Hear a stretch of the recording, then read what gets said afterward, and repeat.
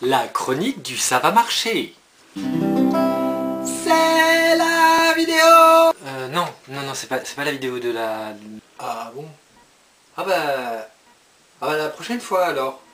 Chronique numéro 3, cheveux en 4. Si j'ai envie d'avoir un petit peu plus de voix dans le poste, ou un poste avec ma voix dedans, ce n'est pas pour dénoncer que le parti va mal et que les décisions ne sont pas prises ensemble pour décider s'il faut une machine à snack à côté de la machine à café, c'est juste pour chanter mieux, faire des trilles et composer des rimes intrigantes, mais pas trop, parce que sinon ça fait poésie et franchement personne n'aime ça. Trouver un sens à sa vie en tordant les mots pour en faire des qui n'étaient pas encore là avant, qui est-ce que ça intéresse aujourd'hui? Ce qu'on veut, c'est des écrans plats géants et une plus grosse voiture pour écraser les champignons, gonfler son champ, poser des bombes. Par bombe, je pense à celles qui font des trous dans la tête sans occasionner aucune blessure psychique ou corporelle. Anselme Kiefer, que je kiffe et qui est mon ami, pourrait vous en parler, lui qui fait des trous en superposant les couches.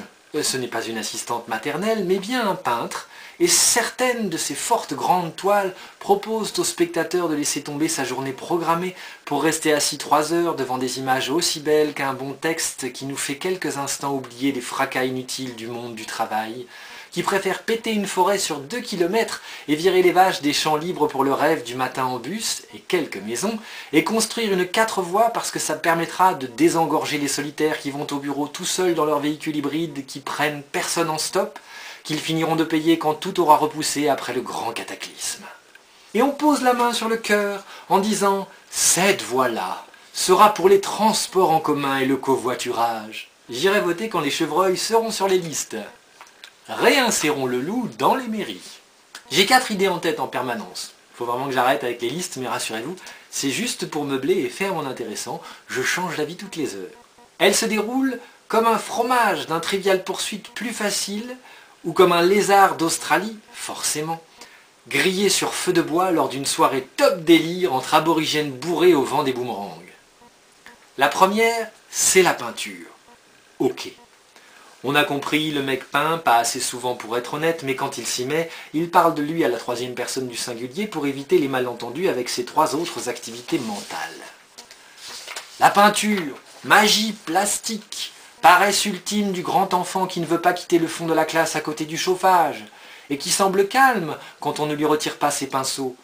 À la maison, il dort dans la petite pièce sous l'escalier avec la litière des chats, et on lui jette des restes de choux pour garder l'aide publique des débiles légers.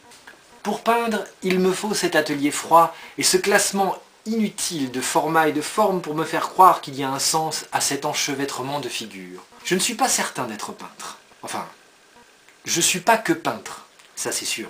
Mais me plonger entièrement dans cette activité, j'hésite. Quand je dirais j'hérite, je changerais peut-être d'avis et je collectionnerais les pianos les uns sur les autres comme le faisait Satie, qui était mon ami, en me consacrant à la musique malgré l'âge de l'arthrite. En 2 vient l'image, toute l'image, de la photo au crowbar, de la liste de courses gribouillée au carnet sérieux, quoique je n'ai pas beaucoup de carnet sérieux vu que je remplis toujours un peu dans le désordre et que les idées sont des marabouts de ficelle de cheval sans cesse. Je veux dire que chaque fois que je nomme un carnet pour lui signifier de rester dans une thématique, en général il n'est pas d'accord et donne à ma main la place pour autre chose. L'image est partie prenante de mon quotidien. Tout est inspirant. Et si je ne le sens pas, je n'appuie pas sur le bouton de rose. En 3 vient l'écriture, celle qui m'appelle chaque fois que j'ai au moins 4 heures devant moi. Le temps de s'y mettre, le temps d'aligner des mots, le temps de corriger les choses inutiles. Parfois j'y reviens la nuit quand je me réveille. J'en profite pour mettre mon chat dehors par catapulte et aller faire pipi. En 4 vient le spectacle, les spectacles, que j'ai laissé de côté pendant plein d'années parce que je ne savais pas quoi dire, ou plutôt comment dire, ou plutôt je suis un gros manche pas capable d'aligner 2 projets sérieux et de réunir du blé et de la concentration et la bande à Basile pour faire la chenille qui redémarre. J'ai 4 projets pour mon projet 4. 1. Un tour de chant musique avec album et clip noir et blanc qui se la pète et tournée internationale à l'atelier. 2. Une série télé pour les moins de 50 ans et les plus de 60, la dizaine intermédiaire ira au foot, avec des monstres, plein de monstres, mais pas qui font peur, ou alors un peu, mais sympa quand même, genre qui range la vaisselle après avoir pété un mur et craché 3 gros mots. 3.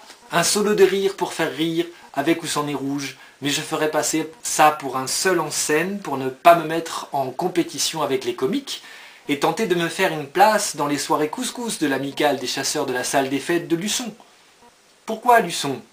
Parce que c'est un riche lieu. Merci, bonsoir.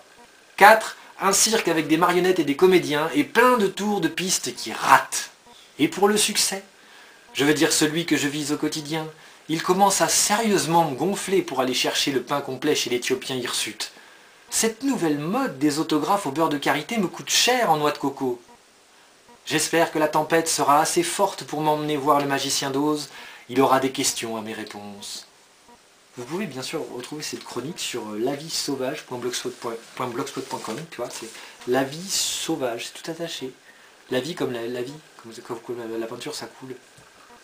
Tout ça pour encore prouver que je peux lire sans lunettes.